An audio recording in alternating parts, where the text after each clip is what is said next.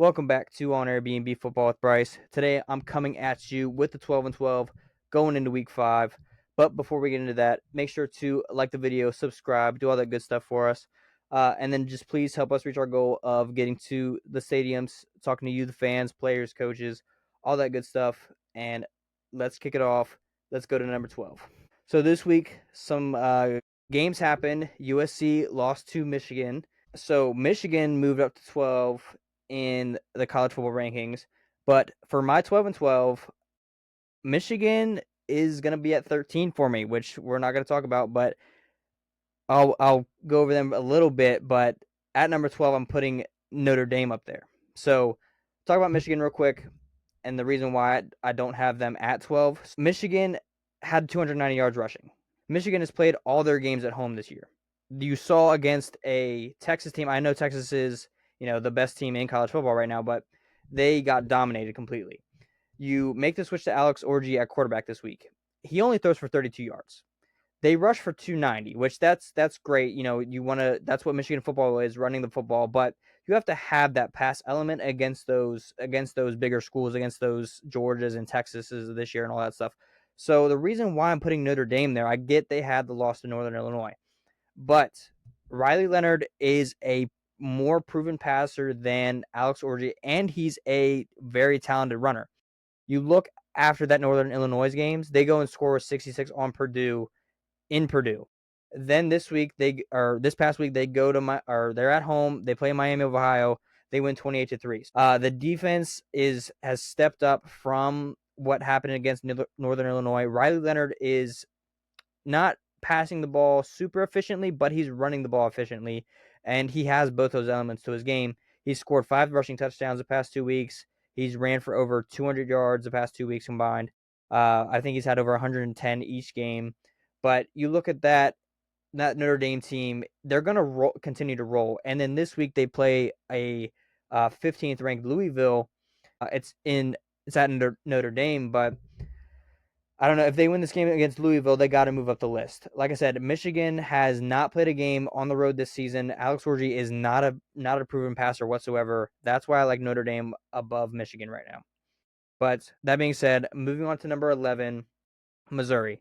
So Missouri played Vanderbilt, won in overtime 27-30. Missouri didn't play the dominant football that they have the past few weeks. They played down to a Vanderbilt team. That's not very good, I don't think. So they won in overtime. They barely pulled it out. I don't know. Missouri is one of those teams that is talented enough to play with those big schools, but are they going to be able to? Was that level of play through the first 3 weeks sustainable for them, or was it just them starting off hot and maybe I don't know, but we'll see. They got to bye this week, and then we'll see what they do after that. But yeah, I'm gonna keep them at 11 right now.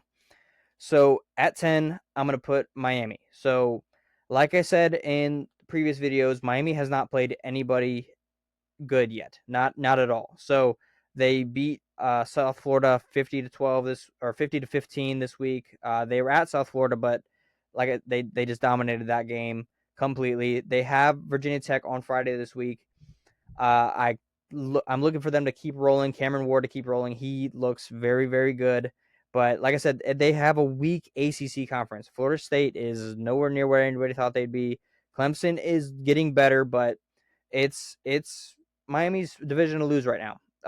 It's going to be interesting. They have Louisville in a few weeks. That's going to be a big test for them. But Miami at 10, I think right now is putting them down a little bit than more people, but I think it's fair because of the level of play that they've faced so far. Moving to 9, Utah. So Utah had a big win against Oklahoma State this week. Was very dominant through the first 3 quarters, only allowing 3 points to Oklahoma State through 3 quarters. Ollie Gordon, one of the best backs in college football. People think he is the best back in college football. He only had 16 yards through the first 3 quarters. He ended up with 42 on 11 carries, but for the most part, they kept him in check completely.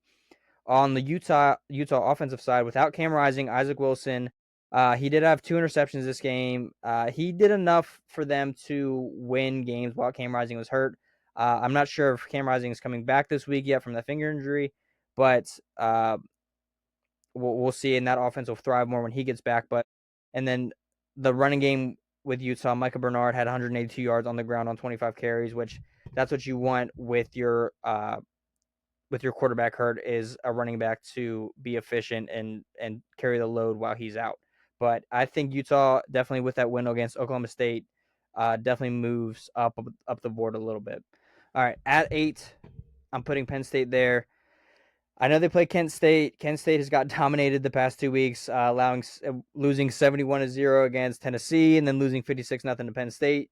So I get it's not a tough test for Penn State, but Penn State that defense is showing up, that they, after a bye and then after that surprising game against Bowling Green that they barely pulled out of, they came and dominated. They set the record. They set the record for total yards in a game with 718, beating the record that was from 1926 at 711. But you put 718 yards in a game. That's impressive. That could move you up the list a little bit.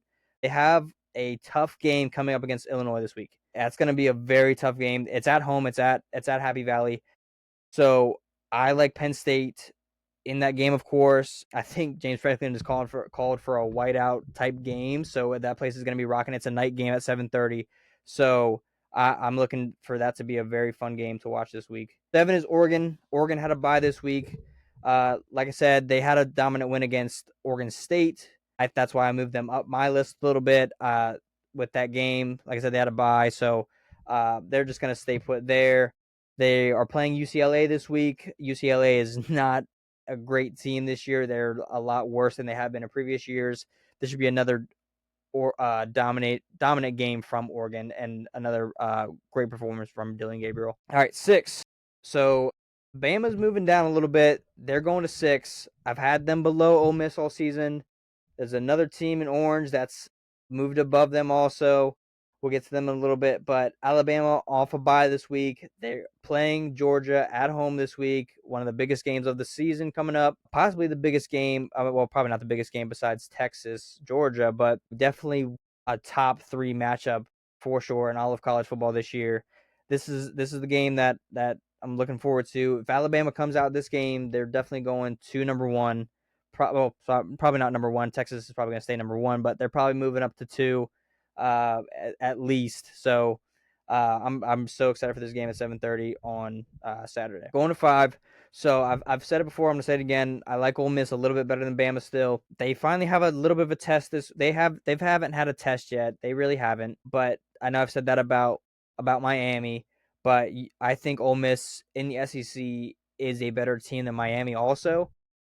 That's why I have them so high. I'm really high on Ole Miss this year. Like I said, they're playing Kentucky this week. They are at home. Kentucky gave that tough fight against Georgia. I know Kentucky-Georgia is always a tough matchup, but Kentucky should give them their first real test of the season, which I'm excited to see.